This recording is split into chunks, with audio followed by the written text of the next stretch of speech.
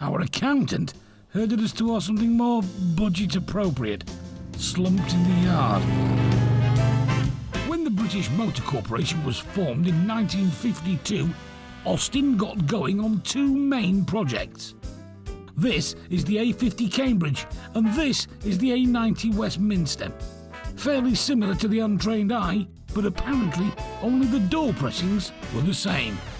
The A90 was in fact a much racier affair, with stiffened race suspension and the first mass-produced car to get the company's grunty six-cylinder 2.6-litre C-Series engine, producing a whopping 85 brake horsepower.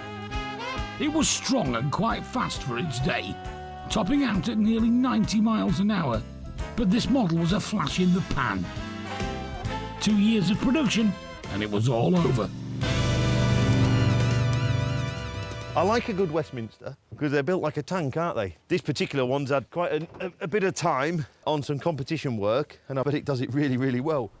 It was originally built in 1956, but modified for historic endurance rallying about 25 years ago. Few bits that need doing, aren't there? There are, yes. It's lived a life, hasn't it? It's been busy, but to be honest, even in road trim and all the rest of it, they're normally a lot worse than this.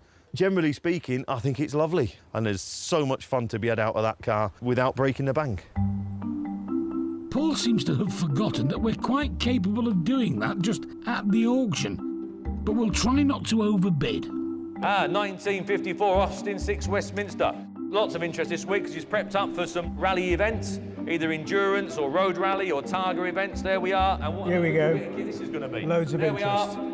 She looks like she's going 100 mile an hour stood still, Andrew. Look at that. Does it really? Well, perhaps 155 mile an hour, perhaps. There we are. Anyway, there we go. Where are we? Well, he rates it. Away. 5,000 then. 5-1. 5,001. 5-2. 5-3. 5-4. 5,005. 5-6. At 5,600. At 5,006. 5-7. 5-8. At £5,800. At 5,008. 5-9. At £5,900 bid. At £5,900 bid, are we all done? At £5,900, then are we all finished? And at 5,009, sold to the bank. No, sorry, provisionally sold. Getting carried away there because you normally overbuy things.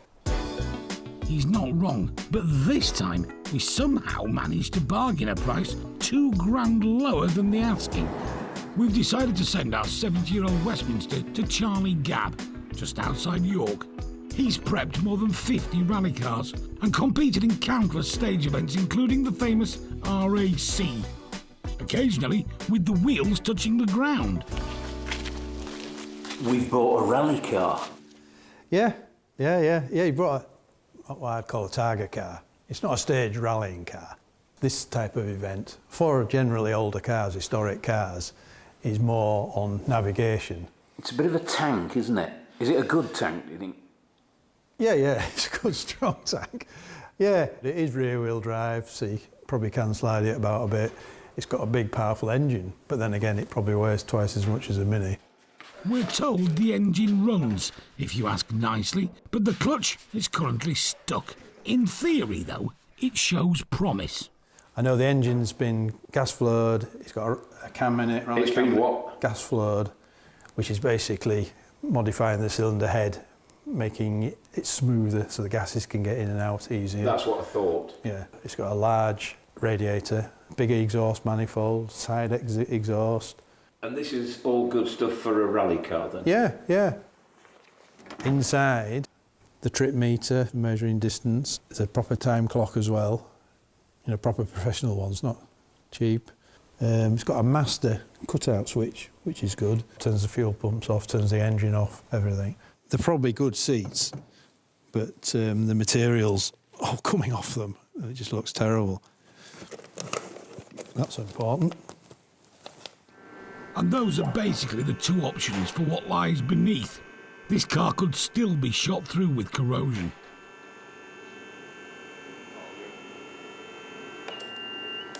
The exhaust is partly falling off. It's rotten there. This is the handbrake rod. That's dropped off. So that would normally be welded on up there. That's an important part where the spring mounts there. But that sounds really solid. And there's no signs of any welding being done to it. Really solid. This is all excellent news. Through sheer skill and wisdom, we appear to have picked something quite good. However, it needs to be rally ready for driver Dave. We're going to do the North Yorkshire Classic. As we stand at the moment, I think we're booked in to do it in Westminster. So, yeah, you've got 2 or 3 months to get it ready, and then you've got to hope I don't smash it up, because if I smash it up, it's not going to be worth a lot, is it? Our not-quite-race-ready Austin Westminster has had its clutch freed and is primed for a quick gallop with restorer Charlie Gabb. We're hoping a rally win could bang a few quid on the hammer price. Charlie's called in experienced navigator Suzanne to go for a test drive. Right. Oh my goodness. First impressions. Right, first it's a car. That is actually genuinely nice. It does look a bit like a Silver Cross pram. She's in. A navigator's job is to call out route instructions, allowing the driver to keep the car on the road and out of the trees. It doesn't look the most nimblest of vehicles, but that's down to the driver. So, Charlie then. Are you the nimblest of drivers? We'll see. We'll see how it goes. Speedo works. Speedo works, tick meter works, clock works. Fabulous. Oops. It's a bit wallowy. A bit wandery, isn't it? Yeah. Mind you, this is the worst road in the country. It's all over the place. It is very majestic, though, isn't it? It's not too noisy either, is it? Quite a few rattles, but... That's OK. There's nothing worse than trying to shout left at the T-junction and you can't hear yourself then.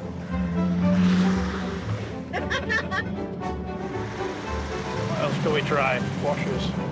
Yeah. Oh, and the what? Even better. Where's the wipers? Oh dear. Oh, can't have everything in life. Well, nothing major's dropped off yet. Not that we've seen, anyway. I don't know if I'd want to go for hundreds of miles, Land's End to John O'Groats in it, but no, it went fine. I've been in worse. I've owned worse. In our world, that is a ringing endorsement. As for our 1956 Austin Westminster... Oops. There we go. Meant to do that, is it? Quick release. It's now being revamped in Charlie Gabb's garage, and some more modern and comfier seats have arrived. They're probably worth 100 quid a piece, something like that, but they've come from Paul.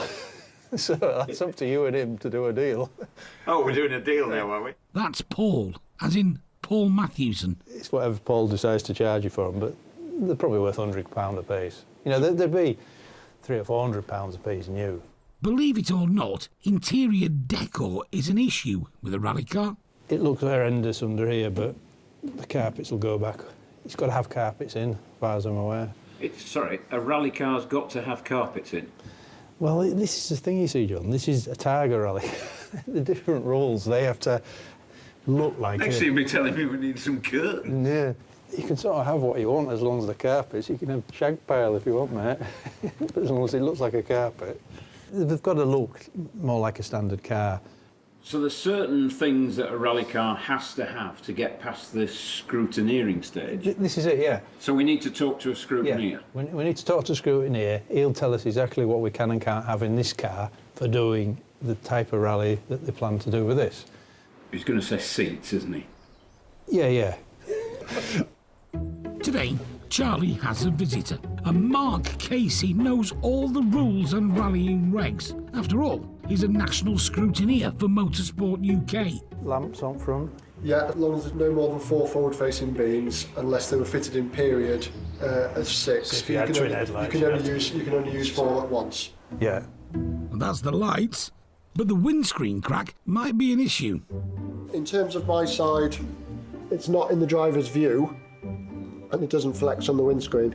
If it got any worse and spread across to the driver's viewpoint or the passenger side, then we'd start looking at the car and possibly say, can you change that?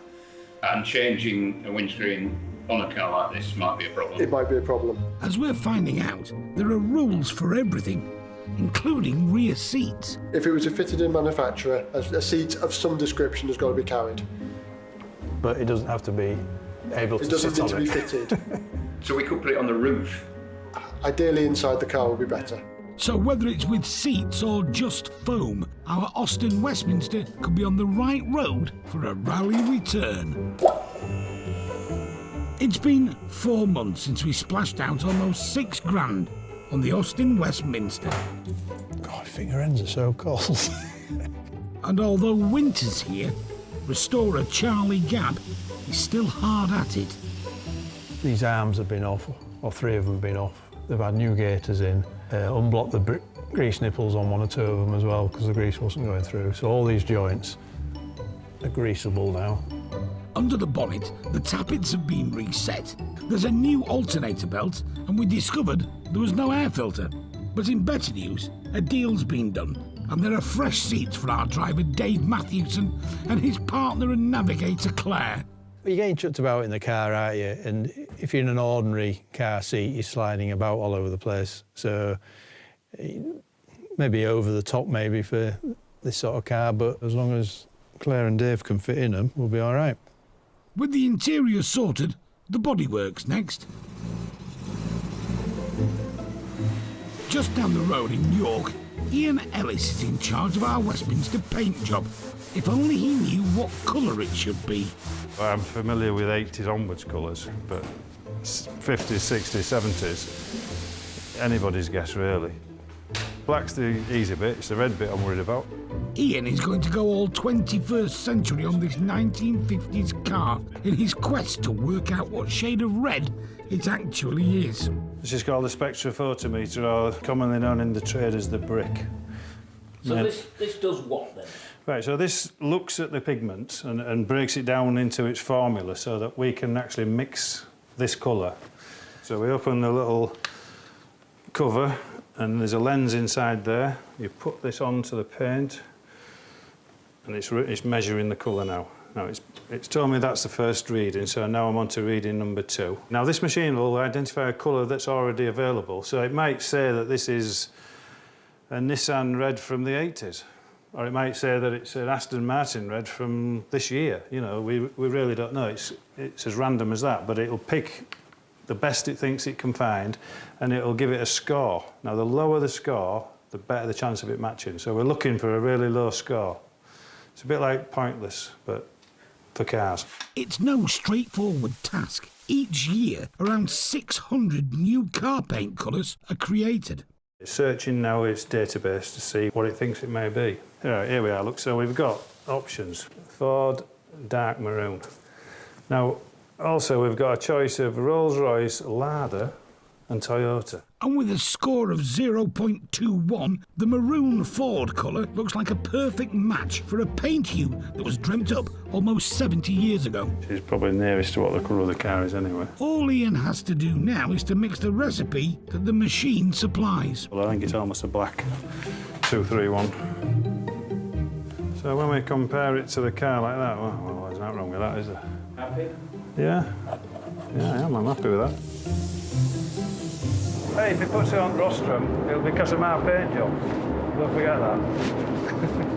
It's got to dazzle the competition. That's what it is. Our Austin Westminster is coming on a treat. Mechanically and electrically, it's as sound as a 70-year-old car has any right to be. But a second scrutineer's opinion has condemned the cracked windscreen. He's not happy with it. We've been trying to find a second-hand one for months. There was always the option of having a new one made, because I think it was £610 plus VAT for a screen, and then you need a new screen rubber. So you're nearly into £1,000. That's why we've been trying to find a second-hand one, and I'm amazed we haven't been able to find one. With no time to get a new screen, Dave's appearance in the rally is written off, despite a hefty outlay. The original purchase price, including tax and commission, was £6,540. Parts and materials knocked us back £1,818. and labour cost another £3,164, bringing our total spend to a sizable £11,522. That makes our rally setback more keenly felt, but we're not easily deterred.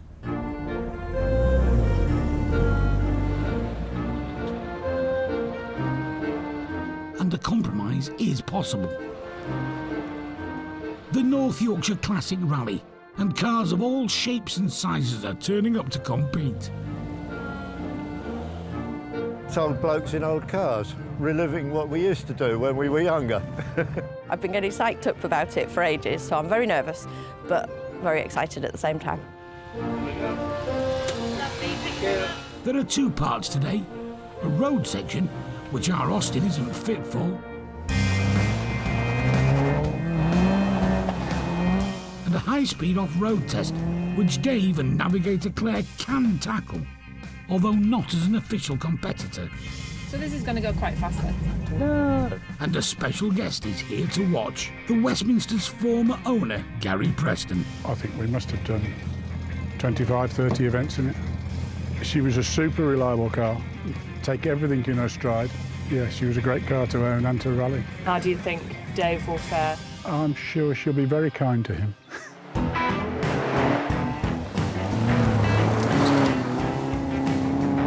5, 4, 3, 2, 1, go. Okay.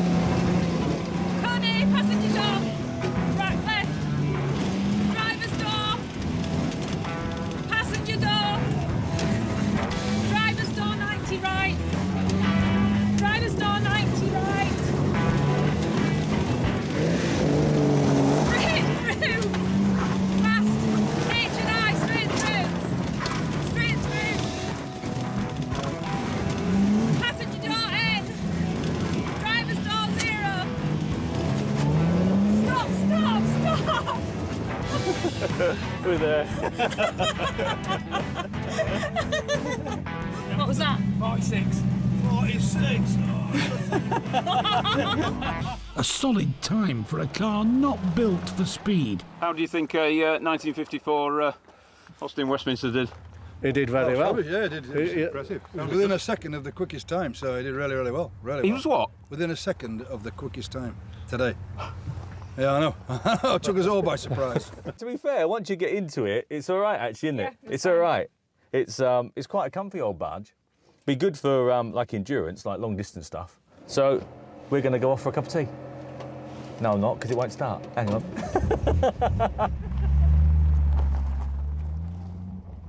One, go. After its successful run in the test stage of the North Yorkshire Classic Rally, Stop. the moment of financial truth is next up for our Austin Westminster. But first, Paul is ready to give his verdict on whether it deserves a vote of confidence. I think it's a cracking old thing, really. Loads of fun to be had, isn't there? For not masses of money. So what sort of value would you put on something like this as it stands now? I would have thought it's sort of somewhere around 6 or 7 grand's worth. 6 or 7 grand? Personally, yeah. So we bought it for 6.5. Did you? Yeah. We spent 4.5 on it. Have you? Soon adds up, doesn't it? It certainly is a lot of fun. But is it 11 grand's worth of fun? Well, I don't see it at that, if I'm honest, no. No. But this is where we're all a bit different, isn't it? Different and flush would be very handy, because now it's auction time. And here we have, the Austin Westminster. There we are. 3,900 pound bid. 3,900. There's a slow start. At 3,900. Are we in what trouble? What did you We are in trouble. give for this car? We gave 6 for You it. gave 6 for it. Yeah. Spent a load on it. We've probably got 10, 11 grand in it. South Yorkshire there at 4,000. Oh, come on, it's more than this. 4,100 there. At 4,100 pound bid. I need to know, what do you want to do? You'll have to sell it, Dave. It's got to find a new home. Isn't that the thing that we did that rally with? The red seatbelts are rather nice, I have to say. £4.5 grand. At £4,500, are we all done? It is for nothing, let's face it. 4,647. It's a bargain. £4,700. 5,000. Yep, he's back in again there. There you go, lad. £5,000 we've got. £5,000 then, further ado, at £5,000 then going once. Yeah, come on. £5,000 going twice. Third and last time, fair warning at £5,000. There you go, she's gone. It's a bit painful. £5,000 is less than half of our total outlay. We'd have done better if a surprise potential bidder had come forward. We had that much fun. I genuinely was thinking, shall I, shan't I? You know, have a bid. But you know, John, I've got that many rally cars already. I don't really need another one. We had a right giggle, and if he can do that every few months in the car, then he's going to be a happy guy, isn't he? He's certainly a happy guy, but we're not sure the Westminster will be rallying anytime soon. Safe to say, Gary Shaw is a collector of Austins, just not the Westminsters. How many Austin A35s have you got? Several. I don't know, actually putting a figure on it's not that easy. Right. So, why an Austin Westminster? Because the A35 I went for a bit more than I wanted to pay. £11,800. And that will park behind it, and it's an Austin badge on it, so why not? So I assume then that you're a keen rally driver? No. What are you going to be doing with it? I think the first thing will be swapping the seats. Being quite a big lad now, it's I'm struggling to fit in them. We went to so much trouble to put the seats in. I know you did. And you can't get in them. I know. And then what? And then it'll be another car that I take to rallies, but not the competition rallies where you're racing around a wood. I suppose, as Derek says, you go with something in mind and come away with something else, and it was one of those jobs, really, but... and you've done exactly that? I've done exactly that. So you've just proved Derek right? Yeah.